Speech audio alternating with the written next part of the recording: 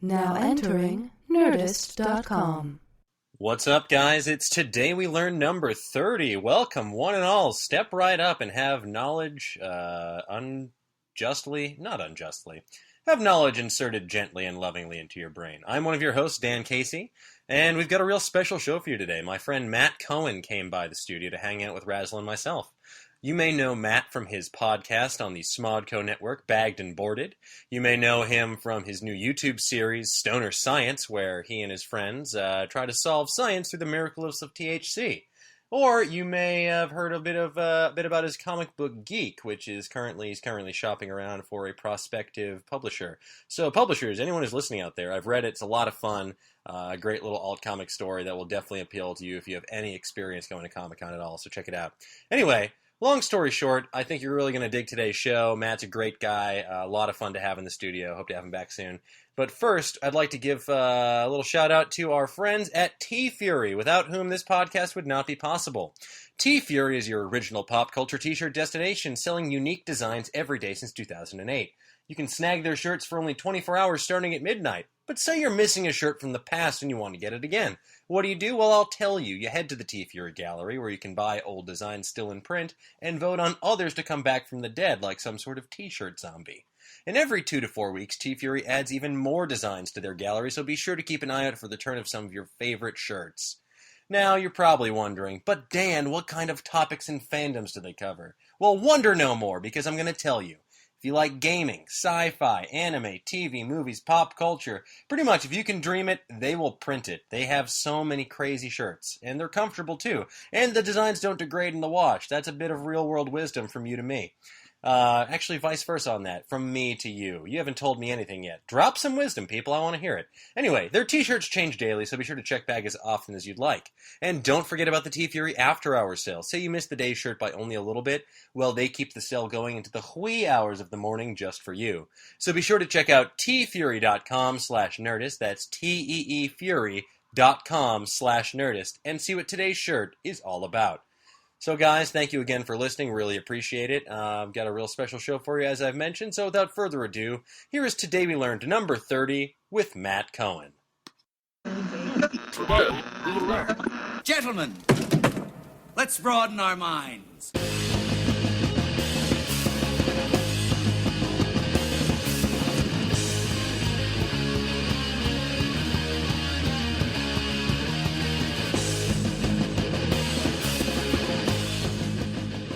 Welcome to Today We Learned number 31. 31. Wow, 31 years. We do one podcast a year.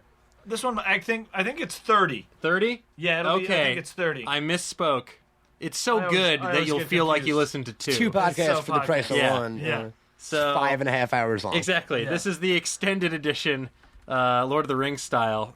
This is a 7-hour podcast, complete with commentary, where we're going to talk over ourselves. Yeah.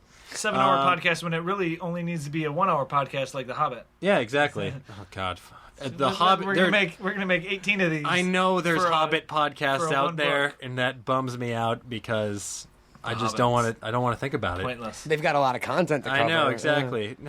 There's the 40 minutes where Bilbo decided what shoes he wanted to wear. 700 hours all about the appendices. God damn.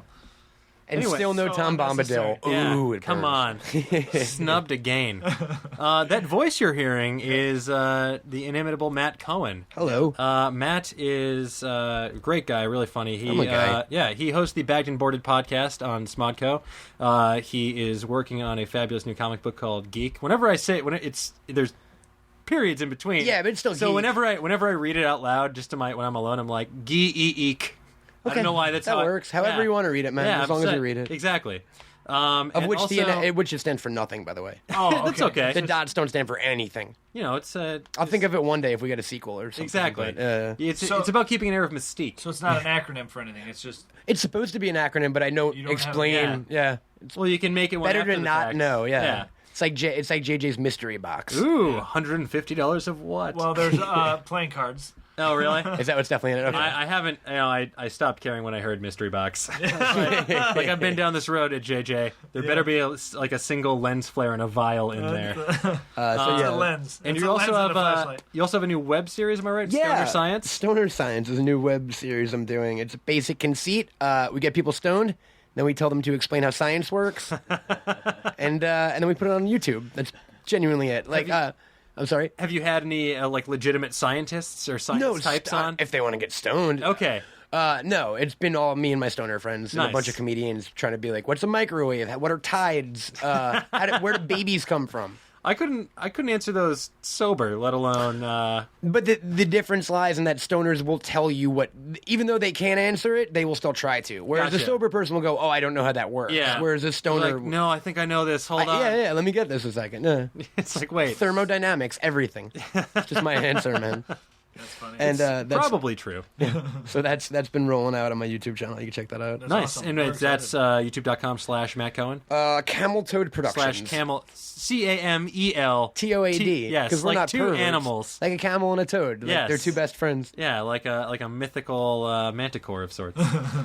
They're not attached. They just hang out together. Well, then I misunderstood. It's okay.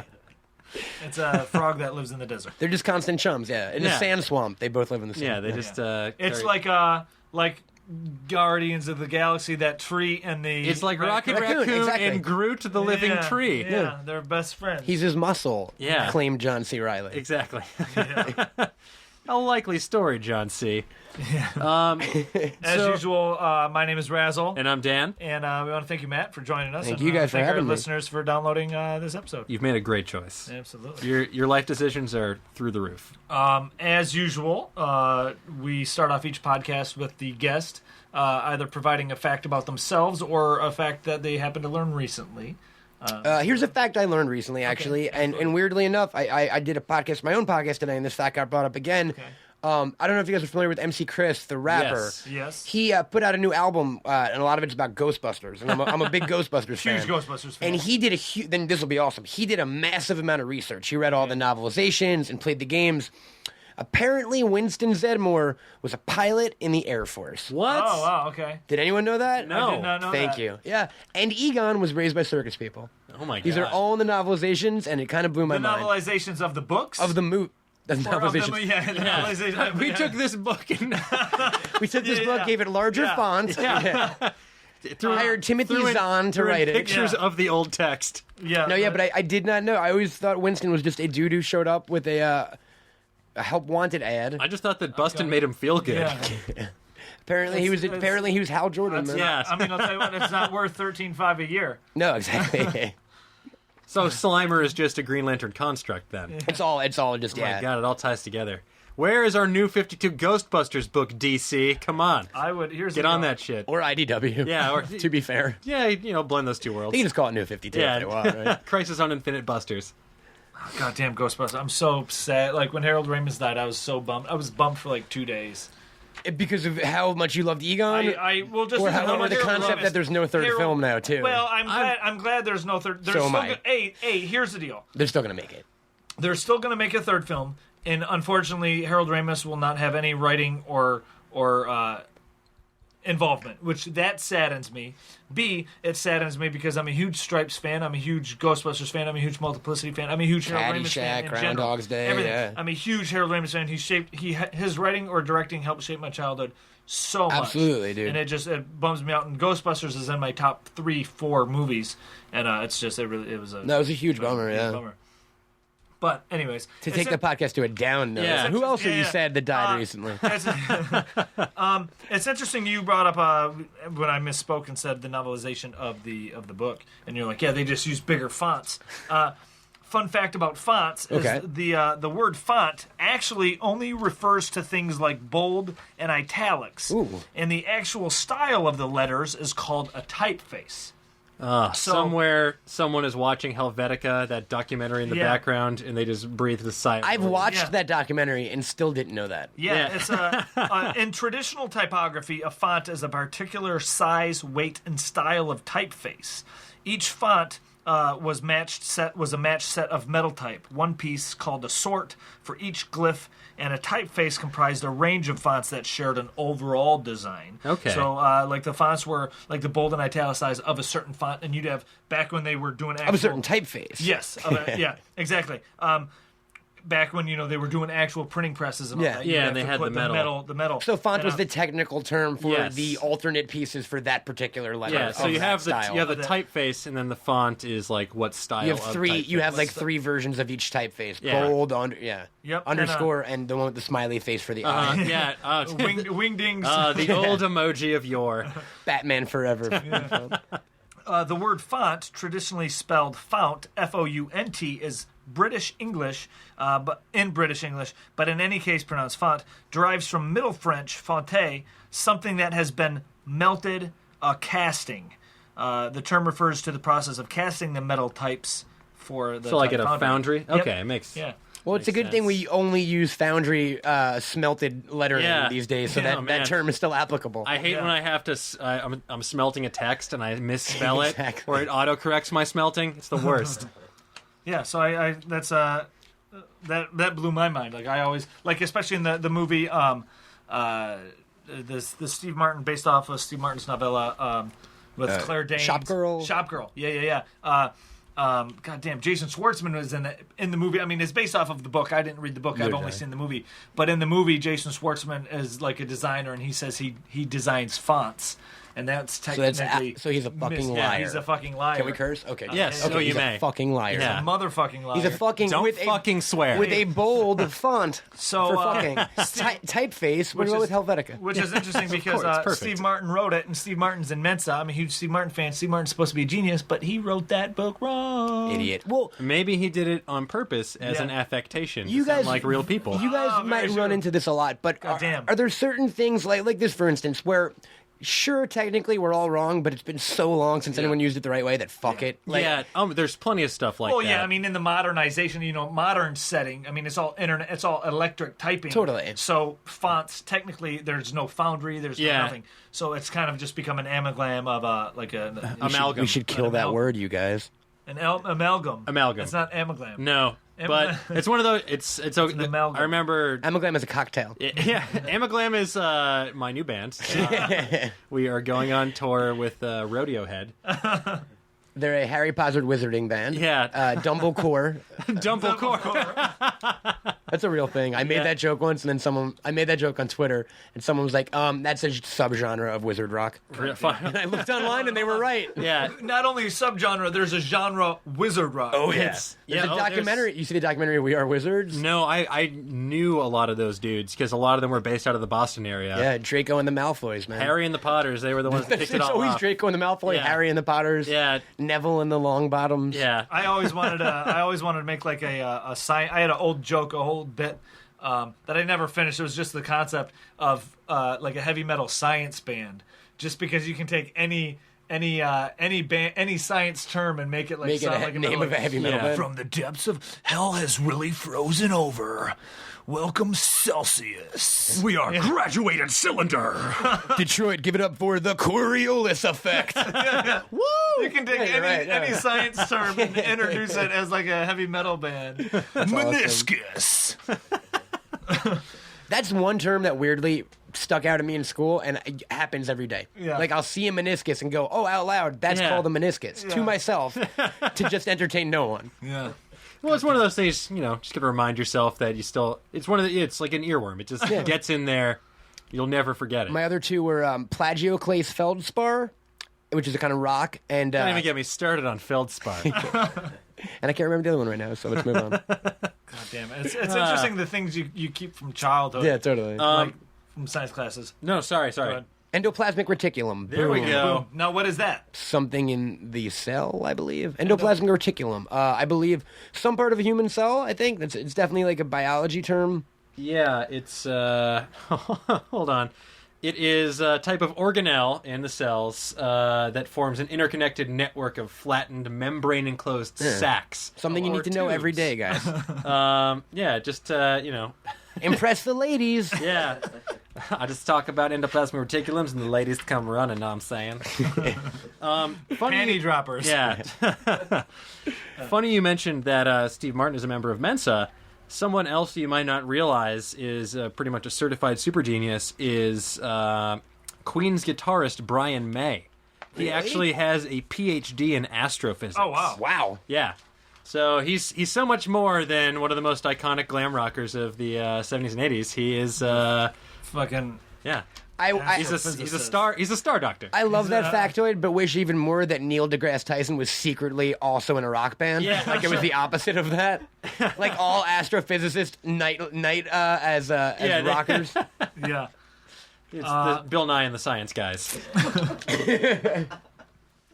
I'm trying to think of a scientific term that starts with queen, but I can't think of it, so I'll just stop thinking of puns. Queen Bee's Royal Jelly. Sure. We'll make it work. Yeah. That's crazy, yeah. Here's a weird bit of science. So hold on, astrophysics, does that mean Flash, the movie Flash Gordon was all scientifically correct? Did he Yeah, it fact was check that, or what? that was just a documentary. I don't know what you're talking about, man. That was all very true to life. God damn, that song's so good. yeah. That was It is Queen, right? yeah. Queen, Yeah. Flash. Yeah. Whoa. Savior of the universe. That song is fantastic. So catchy. Yeah. Fuck all you listen to this, That- you're going to think about that song all day. that was the best part of Ted. Oh, goddamn. They just bring in Flash Gordon himself. That was so funny. Oh, yeah, I forgot. Yeah. I kind of blocked out, too. Yeah, exactly. It's it was better than it holds up on repeat viewing. I'm psyched for the new one. yeah. The West. Ted, A Million Ways to Die in the yeah. West. Yeah, that looks pretty good. Yeah. Yeah, just so much blood in that Red Band much trailer. blood. So many murders. My favorite. Getting back to science for Getting a back moment. to science. Let me adjust my glasses, which I don't wear. Excuse me. So, this blew me away when I learned it, but Yeah. apparently, wildlife field conservationists, in order to attract animals like tigers, leopards, and jaguars, they use Calvin Klein's Obsession for Men. I thought you were going to say they rub piss on themselves or Yeah, something. close. It depends on what you think. It depends on how much you like Obsession for Wow. Men. I don't have a sense of smell. That's not a bit. I just don't have one. So I don't know what this smells like. But apparently, it is dynamite for tigers, leopards, jaguars, pumas. Really, mostly jungle cats. That's because jungle cats love the smell of whale semen. Ooh, so that's his secret. Ambergris. That's his secret. And yeah, it's really cool. They've the Wildlife Conservation Society admitted that researchers have been using this popular cologne to attract animals to their remote cameras so they can observe them in their natural habitat. And the cameras are triggered by an infrared beam, which allows for candid shots. But they sprayed the stuff in the area, and it like really attracted them. Were like pawing around, scratching at it, like seemingly enjoying it. So. If you're wearing it to the club and you live near the savannah, be careful if they have an open window because you might. I would assume a club in the savannah would have some open windows. Yeah, I would hope Or so. be all open. Or air conditioned. If you're going to a club there. The technique was discovered by Pat Thomas, the general curator of the Wildlife Conservation Society's Bronx Zoo. When they say discovered, do they mean he wore a shitload of cologne Yeah, one day well, and all the animals started humping his leg or he's like, something? oh no, not today of all days. Not the jaguar. Why did we make him German? Did we make him German or did I? Okay. Hello, my name is Pat Thomas. Hello, I'm Pat. I'm on loan from Germany. And yeah, he invented It's the a zoo exchange program. This is the original Sex Panther. No, he was trying different scents, and of all the commercially produced scents, this one had the most profound effect on their tigers, snow leopards, cheetahs, etc. And they use it a lot in the Maya Biosphere Reserve in Central America for observing jaguars, which are very elusive. They don't like to come out.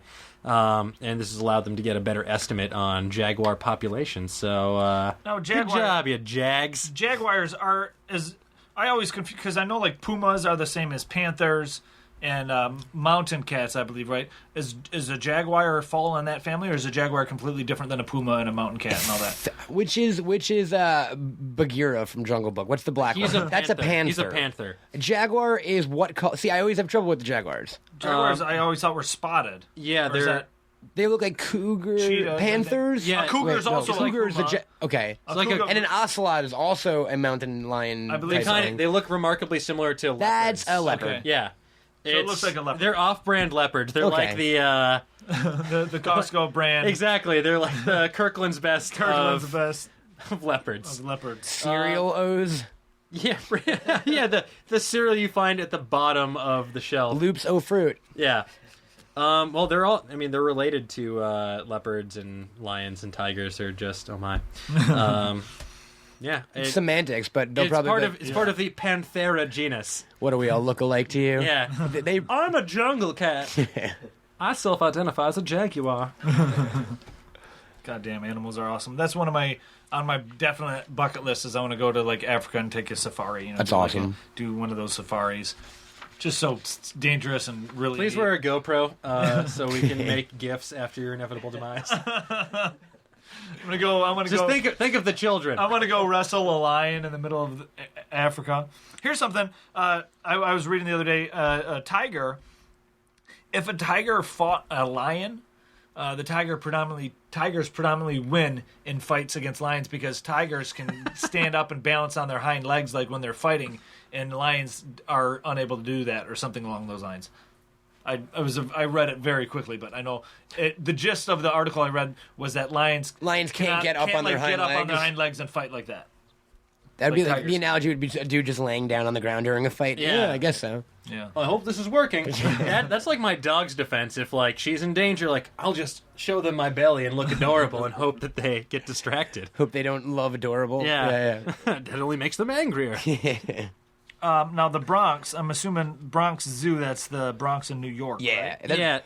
They changed. That's a different Bronx. It's a different Bronx. What's it called now? There you go. The Wildlife Conservation Society. Because I'm from New York, and I remember when I was in high school, they changed the name of the Bronx Zoo because zoo had a bad connotation to it. Oh yeah. So it became like the zoo. The wildlife What's that word again? Botany. But what's the ological version of that? Oh, botanical? Yes, it's The like Botanical the Garden? Botanical Garden and Zoological Institute for the Preservation of Wildlife in New York. Like it's a whole / animal prison. thing. / you can ride elephants if Yeah. you pay us money. It's the zoolog. So you're from New York. I am, yeah. Oh, perfect. That brings us to our next fact. I'm looking here. I was looking for a way to bring into this. Oh, totally. It's the Flatiron District. Are you familiar? I know it well, yeah, and the building itself, yeah. Yeah, the Flatiron District it's basically based off that. If you've seen movies or television shows in New York or whatever, especially like Spider-Man. It's the Daily Bugle. The and Daily Spider-Man Bugle, movies. yes. Oh. The Daily Bugle and the Spider-Man movies. It's the Spider-Man. Hi, I'm Peter Spiderman. How can I help? Does anyone need a day saved? It's Oh, that- he's still a superhero. Yeah. I was going to go, hi, I'm Peter Spider-Man. I have a 3 o'clock appointment with Dr. Reynolds. So. Spiderman, my office. You have cancer. Oh no! That guy's got horrible bedside manner. Dr. JJJ. It's that thin, very thin building from the ground level, but it protrudes into like a triangular level and Yeah. a triangular building, and from an aerial view, it looks like a flatiron. The Flatiron District has a triangular-shaped flatiron building on 23rd Street, to thanks for its eponym. Basically, some fun facts about the building. The structure, built in 1902, was one of the tallest at the time of its construction, and its shape resembles a hot clothing iron. My favorite Monopoly piece. Though initially I was a designated thimble guy. the Fuller Building, it was originally named the Fuller Building, now the Flatiron Building. People kept referring to it as a Flatiron until it eventually just became the Flatiron District, Flatiron Building, in the mid-1980s, when the neighborhood started to become more of a residential area. So that's pretty interesting. It's the Flatiron District. I've never known of the district, but I've always recognized the building, and I never knew it had the name. It was the Flatiron Building. But The it's other thing actually called about the Fuller Building. being familiar with New York, or at least living in Manhattan, is that all those districts are pretty much like a block and a half each. Yeah. Like I don't. It's in the middle of a couple of stores. There's Exactly. a Whole Foods. It's in Union Square basically, or it's very close. You know What about I the mean? meatpacking district? Does that cover more ground than? Yes, because that's like that's the west side of the island at the very edge of on the Okay. water. So that's where there's no anything. There was nothing there Gotcha. except factories and meatpacking. So it's plants. kind of like in L.A. how you like go past 2 blocks and like, oh, you're in Little Yugoslavia. exactly. Yeah. You're in K-Town. Oh You're yeah, in yeah. Beverly Hills adjacent. Historic Filipino town. It's Oh, it's like- absolutely like that. Yeah, it's like- every block is a different. My address is Los Angeles, but I live very close to Sony, the Sony lot, yeah. which is based in Culver City. Then, like just slightly north of me is the Palms Palms. district, which then just south is Century City, which is right to the west of Beverly Hills. It's all very similar, where it's all just a street over and it's got a new name. When I lived in Manhattan, I lived in Little Ukraine, which was one block. It was literally one block. It was 6th Street between 2nd and 3rd. Boom. It was one block. Yeah. There's a Ukrainian museum. Is that kind of by like East Village? Is that St. by like Mark's. St. Mark's? It's 2 blocks away from Okay, St. yeah, Mark's. I remember. I was like, what? Why are all these like Ukrainian restaurants here? Little Ukraine, Oh one my block. gosh. Yeah. Incredible. That's awesome. I've never been to New York, but I've always heard, I've heard of those places. The terms and stuff, yeah. And I got a few other listed here that I've heard of, like when you hear Soho or NoHo. Yeah, this one, especially if you're not familiar, or haven't been to New York, is really surprising. If you've never been to New York, it's surprising because it's. And the reverse too. When I moved out to LA, I was surprised because I was like, "What the fuck does NoHo mean?" They don't have a Houston. In Los Angeles, in LA, we have Hollywood, we have West Hollywood, WeHo, Yes. WeHo, which people call West Hollywood, and then we have North Hollywood, which just is a above the hill. prostitution-free zone. It's They take pride in that. over the Hollywood Hills and on the other side of the Hollywood side, NoHo. which is next to in between Sherman Oaks and Toluca Lake Burbank area. You have NoHo, which means North Hollywood. But in New York, you also have NoHo and you have Soho, but that refers to Houston Street. Houston Street. But that is the Perfect example. New Yorkers love nothing better than to correct people on that street name because no one. Because why should you call it Houston? It's spelled Houston. It's spelled Houston Street. Yes, absolutely. But it's pronounced Houston Street, and it's I guess it makes sense because it's south, which is HOU, which is the same as south. So I guess that makes sense phonetically and spellingly. It makes sense. But Soho means south of Houston Street, south of Houston Street, and NoHo means north of Houston Street. So I guess since you've lived in New York, are there any landmarks that the audience would know just listening to this for Soho and NoHo? I mean, So a bunch of European tourists in Soho. And Soho, expensive denim shops. Soho is below. So the streets, when you get down to the villages, the streets get down to the single digits, and once you get to Houston, the digits stop, and then it's basically that till Statue of Liberty at the bottom. So all down, very downtown, New York is Soho, and then 150 blocks is NoHo technically. Okay. Really cool. I mean, it's technically north of Houston, but it's not the neighborhood NoHo, which is a very small.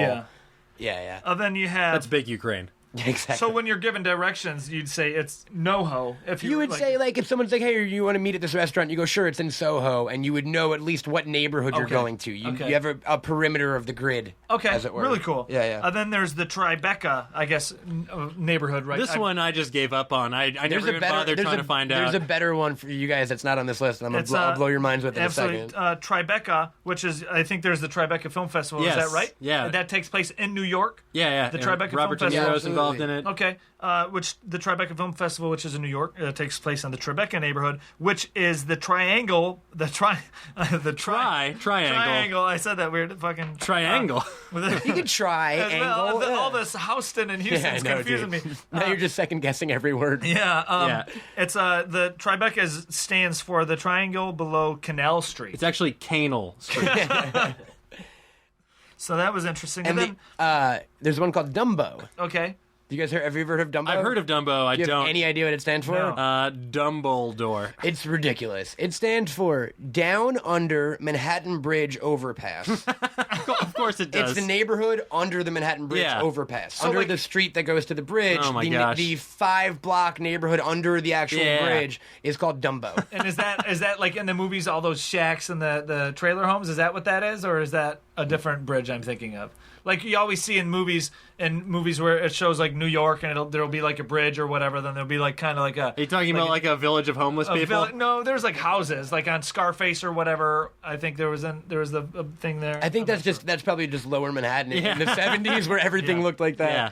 But yeah, the amount of and you don't have a lot more anagrams, but the amount of just neighborhood names in Manhattan, there are probably 70 or 80 neighborhoods on the island of Manhattan. Sounds like a regular alphabet city. There you go. That was a good movie. Nailed one. That's also a neighborhood of Manhattan. It is. It's based off of that. That's which one came first? And that one, if you want that one explained, it is Avenue A through Avenue D. Is Alphabet City because it's the only streets in Manhattan that are a letter. Okay. Nice. That's why they call it Alphabet City. Yeah. Cool. Then Haarlem is a modification of the name Haarlem, a city in the Netherlands, after which the former Dutch village was named. So That it's I a didn't Dutch- know. Yeah. You schooled me on What that up, New one. Amsterdam? So, How y'all doing tonight? Peter Stuyvesant in the house. Bed study. That's really cool. So, fun facts about Yeah. New York Yeah. for you guys. The Big Apple, as they say. So jumping back just a moment, your web series is called Stoner Science. So I'm imagining you've dabbled in marijuana before. From time to time. Yes. Only medically. Yes, I'm terribly Yeah, sick. your glaucoma is visible from Absolutely. even here. My eyes are falling out. Something I learned just today. I've actually found this on dictionary.com. They have a blog, so surprise.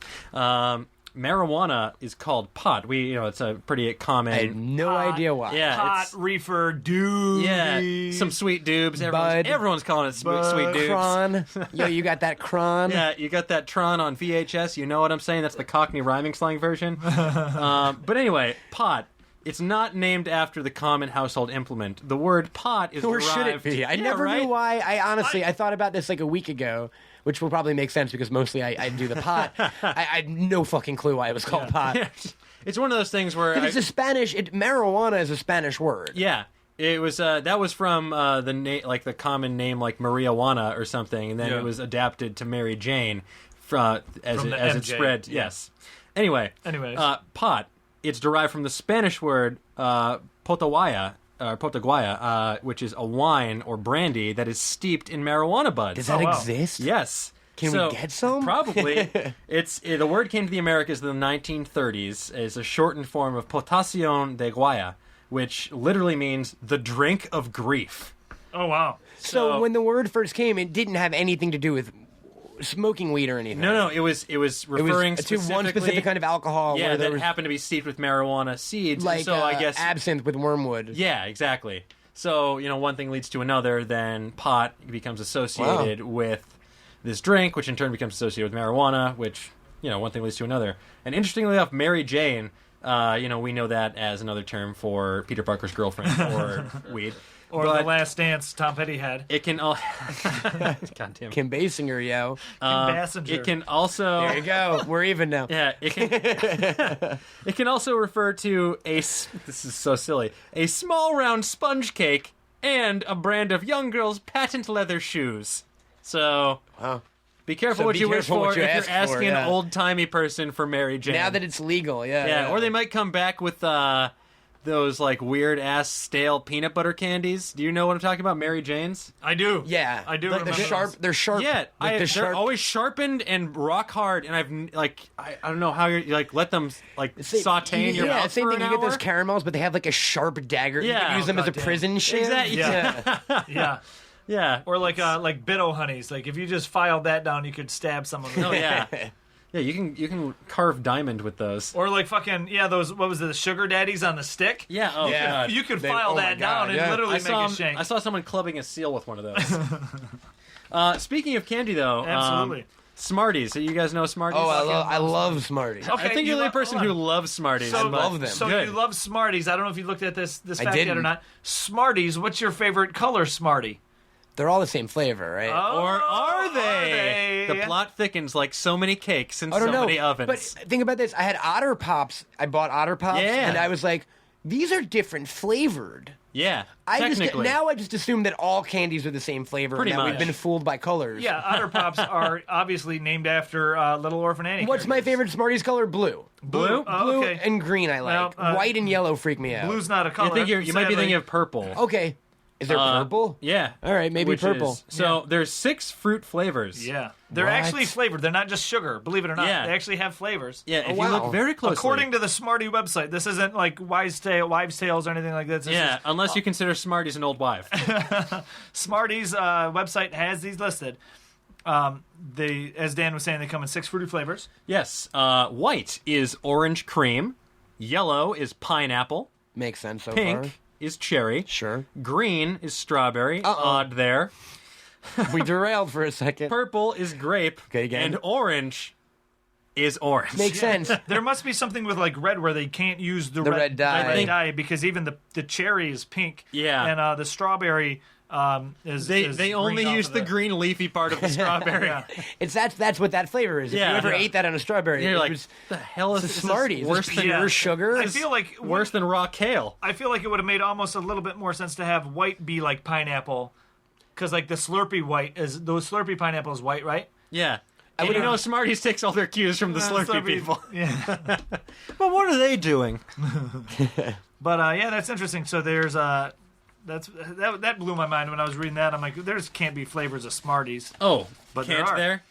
And while we're on the subject of candy, this is fucking we got really some cool stuff about Pop Rocks. Yeah, nice. let's bring this on. This is interesting. I was reading this. So fucking cool. I can't believe. So they were invented in 1956. Everybody knows what Pop Rocks are. Pop Rocks are those candies that you put in your They mouth. come in a pouch. And they like... They like you like put them on your crackle. tongue and they start crackle. crackling and sizzling. Yeah. If you put them in a glass of Coke, you can make a makeshift Molotov cocktail. Yeah, they and everybody knows the old rumor, the old urban legend about you Mikey. mix, Mikey from the Life cereal drank Mountain Dew and mixed Pop Rocks and his head exploded, which did not happen. But anyways, as His Dan was butt saying, exploded. anyways, as Dan was saying, he died from other reasons, but he's still dead. Don't get us wrong. Butt was found exploded, not cause of death. like a Spinal Tap drummer. Yeah, What spontaneous he went on to do, combustion. yeah. They lose so many. I love one of them They died in lose a so many freak drummers gardening that way. accident. I love that the last drummer gets replaced mid-song. Yeah. God damn, Spinal Tap is awesome. Anyways, Dan, So, Pop Rocks, Rocks. invented in 1956 by one William A. Mitchell, a chemist at the General Foods Company. And he was looking for a way to make instant carbonated soda. You know, that's something we've all thought, like, who needs a can? I just want a pouch to put water in. Yep. So, it was the 1950s. They thought everything in the future was going to be like powdered packets and like space pills. So, with the instant soda experiment didn't pan out, but the formula was patented and put away- it was put away for about 20 years. So Yeah. 20 years later, this other chemist, Walter White, another chemist comes across the formula, reworked it, and turned it into Pop Rocks, which were then released to the public in 1975. Yeah. But it's crazy that this formula has just been around, like, chilling since 1956. Yeah. It's like the guy, on another podcast, we talked about the guy who invented popsicles. Yes. And he was like a he was looking for a way 14-year-old, right? Yeah, this 14-year-old. He Young- kept it a young secret kid. for like 10, 15 years. Yeah. So like he was just like this one genius little teen who was sitting on the secret of summertime popsicles all his own for like a decade. It makes you wonder what other amazing inventions are just waiting in some kid's bedroom right now. Well, now everyone's stupid and they're just like, I'll tweet about it, and then it gets stolen by the NSA. The candy is, for those of you and curious exactly how. Tell me they how the actually candy's make made. it. The candy is made by mixing the ingredients and heating. We're not going to tell you what the ingredients are. Pop and Pop and rocks. rocks, Pop and rocks. Put in Plagio Clay Feldspar, callback. So which you is get the Feldspar, you get a Katy Perry CD. Yeah. Which is, here's something interesting. You wonder if the name comes from that they pop in your mouth, or if it comes from like the soda pop, which is Yeah, I think it's probably When the the latter. soda pop, because they wanted, Yeah, it's they were like, supposed to be like little carbonated. hey, here's some pebbles. rocks to put in water. Oh, now, finally, rocks I can eat. Now drink it. so. Drink it, you 50s idiot. The candy is made by mixing its ingredients and heating them until they melt into a syrup. Then exposing the syrup mixture to pressurized carbon dioxide gas, about 600 pounds per square inch, and then they're allowed to cool. The process causes tiny high pressure bubbles, to be trapped inside the candy. And then obviously when the candy's put into the mouth and come in contact with saliva, the candy breaks and dissolves, and releasing the carbon dioxide from the bubbles. So that's when you it's kind of like how when you carbonate water, and put it in a 2-liter pressurized 2-liter. When you unscrew it, then Then it explodes. the air in it explodes. Yeah. My big thing when I was, let's lie and say 14, was that I wanted to make out with a girl with Pop Rocks in my mouth, and I did it, and it was gross. Yeah. Wasn't that fun? Yeah, I can see at the time you're like, this is going to be the best. Nope, Do you want to see fireworks? We're going to kiss A lot of like fireworks. crackling saliva. Yeah. And like red spit. Here's some other fucking, while we're talking about Pop Rocks, some mind-blowing shit. Billy Mitchell, Dr. Billy Mitchell, not the... Dr. William A. in quotes, Bill Mitchell. William Mitchell, not to be confused with the Donkey Kong the Donkey Kong barbecue sauce connoisseur in Florida, who from King of Kong, Billy Mitchell with the King beard, of the mullet. Yeah, that not to be monster. confused with that Billy Mitchell. Not that horrible person. The inventor, the chemist that worked at General Foods, William Mitchell, who originally invented the formula for Pop Rocks. Also, Wow. fun fact, he was the key inventor behind Pop Rocks, obviously, we mentioned, but he was also the key inventor behind Tang, Quick-Set Jell-O, Cool Whip, and, Cool Whip, and powdered egg whites. During his career, he's received over 70 patents. Wow. Yeah.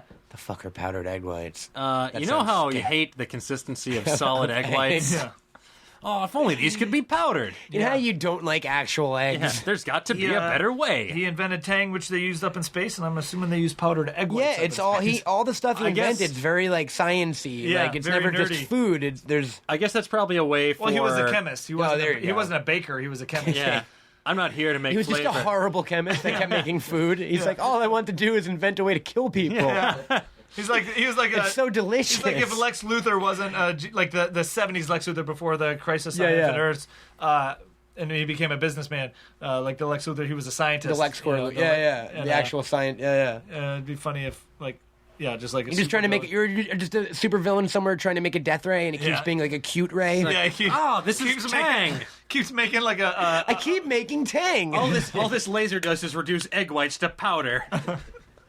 God damn it. Oh, So yeah, that's pretty. That really blew my mind. That was interesting. yeah, that's crazy. You know, the Pop Rocks inventor invented Cool Whip.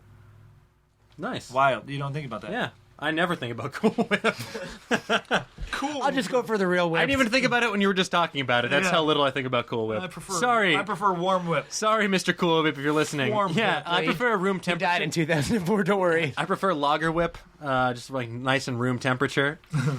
Speaking of beer, that was an unintentional transition. Anheuser-Busch, makers of fine beverages like Bud, Bud Light Lime, Bud Light Platinum, Bud Heavy, Bud Select, and other Budweiser products. They make one with clam juice in it now too. Budweiser Clamato. There you go. That's disgusting. It's clam and tomato juice and beer. It's Sounds horrible. yeah, well, it's that and it's sort of a riff on michelada, which is like a staple Mexican summertime cocktail. That's basically just like a beery Mary. I'm surprised they haven't made like a Bloody Mary in a can. They do. It's called michelada. Oh. And you can find them all over Los Angeles. There we go.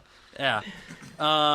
But they give their employees 2 free cases of beer per month, and they reimburse their cab fare if they're too drunk to drive home from consuming their products, which is pretty cool. I mean, I'm glad. That's a great policy to have, especially if you're a beer manufacturer. You just run the initially I'm like, oh man, if I worked there, I would just say I'm drunk all the time. Yeah. But then you run the risk of your bosses thinking you're drunk all Exactly. the time. I'm quality controlling. Like, hey, I'm really drunk, but I had Coors Light. Get the fuck off this phone.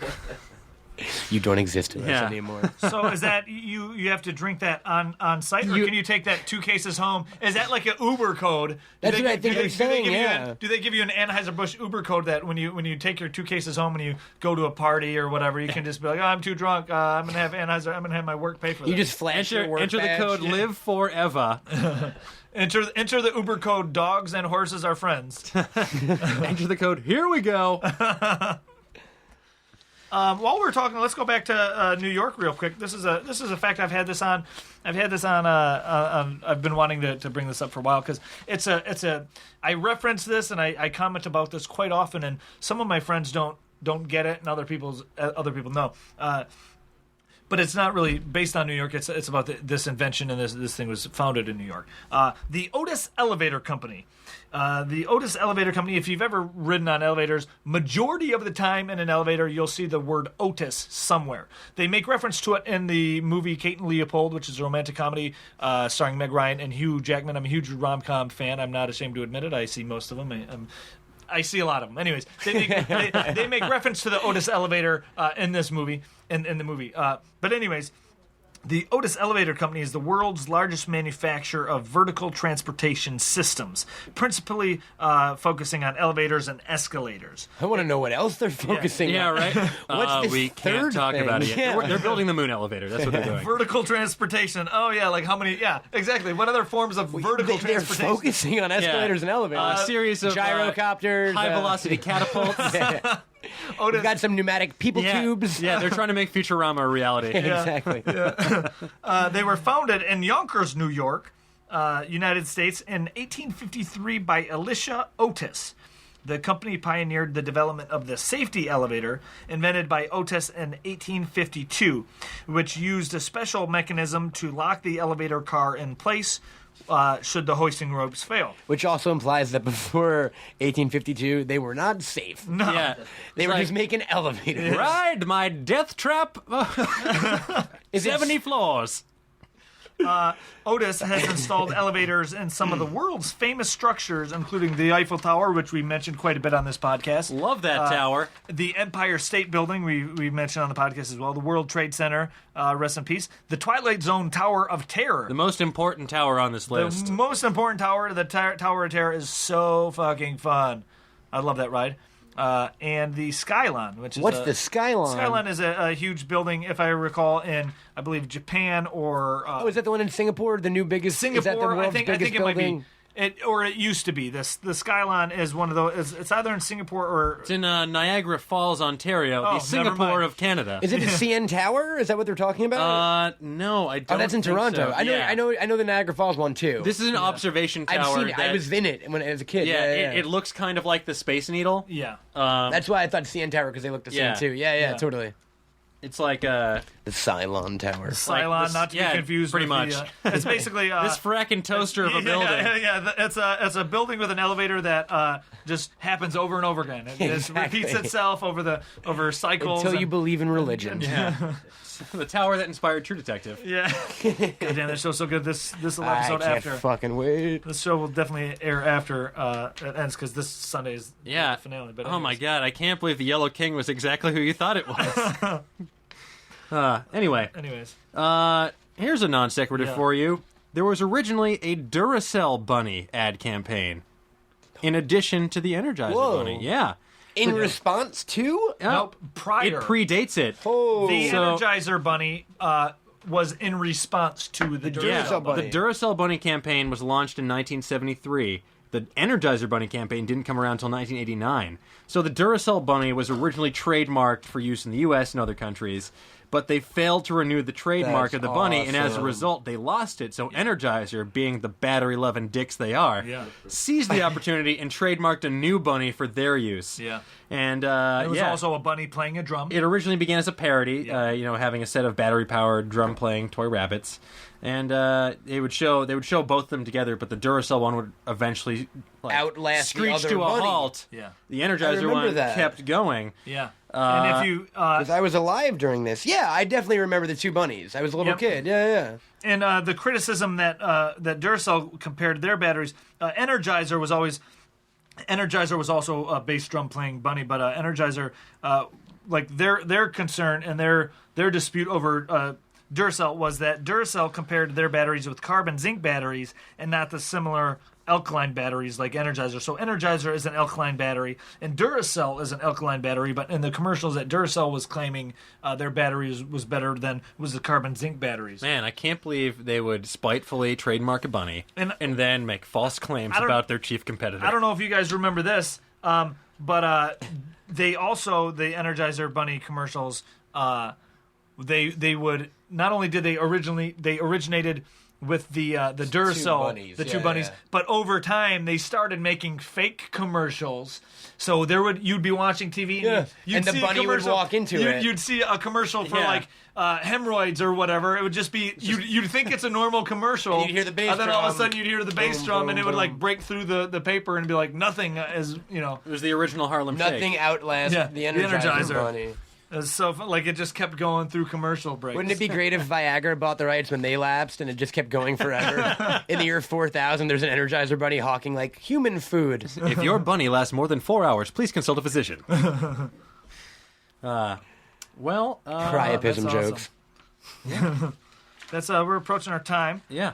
We want to thank everybody for listening. Those are some really good facts. This was a fun episode. Yeah, this was Thanks, We got guys. through a This was lot. really Thanks for fun. doing it. Yeah, Absolutely. thank you for Thank coming, you. man. Thanks for schooling us on how you pronounce Houston Street. No worries. Now Yeah. you'll never forget because I was a dick. Don't mess with Houston. I love the Houston Astros. I'll tell you what. My favorite actress was in Addams Family, Angelica Houston. There you go. Oh, I prefer Whitney Houston. Whitney Houston. Goddamn. Whitney Houston. Yeah. Rest in peace. But on a lighter note, Matt, where can people find you on the World Wide Web? You can check me out at Cameltoad on Twitter, CAMELTOAD, like the adorable friends they are. And you can check out my podcast, Bagged and Boarded, on Smodco and iTunes, and yeah. And also look up Stoner Science. Oh, Stoner YouTube. Science. Yeah, you can just search Stoner Science or my name on YouTube, Cohen, Cohen, and just follow me on Twitter, guys. I'll make it easy for you. Cool. Awesome. Awesome. Well, thank you. Thanks for you joining guys. us. Yeah. As usual, you can follow us on Twitter at TWL Podcast. You can send us an email, twlpodcast@gmail.com. Like us on Facebook. Today we learned with Razzle and Dan. You can follow me on Twitter at my name is Razzle, the number 2, at my name is Razzle2. And I am at OsteoFerocious. And we want to thank you guys. We really, we say it every week. Thanks for listening. And, Yeah. I found out via Twitter we have someone in Africa. They tweeted. Oh, really? Yeah, they quote. He tweeted. Let me find it real quick. See if I can find it So on he's my... going to hate that safari joke, man. yeah, sorry. Well, we weren't talking about your No, neighborhood. let me see if I can still find it here in my... You've got cool clubs where you're from. Yeah. He quoted me from one of the previous episodes about I made a comment about how intelligence adds like four points to a girl's attractiveness, and he quoted it, and he goddamn He disagreed. No, I'm kidding. -4. yeah I can't find it here, but we appreciate him listening, and. It was, it's Well, really fun. So, anyways, we appreciate everybody listening. Here we go. Hey, Hustler. His name's Nick_Hustler, and he's from Durban, South Africa. And we want to thank you for listening out there. Shout out to you. Oh, man. You are definitely not a prawn. No. So, yeah, that was pretty cool. So, as usual, thanks for listening. And if you guys can, give us a good review on iTunes. Like us on Facebook. Tell your friends to listen to us. Whatever your favorite episode of this podcast is, tell your friend to listen to it. Tell your best friends to listen to it. Tell everybody at work, and let's get our listener count up and get And your enemies. Keep your enemies close by sharing the gift of podcasts. As usual, thanks for listening, and as usual, always. If you can dream it, you're probably still asleep. Thanks, guys. Now leaving Nerdist.com.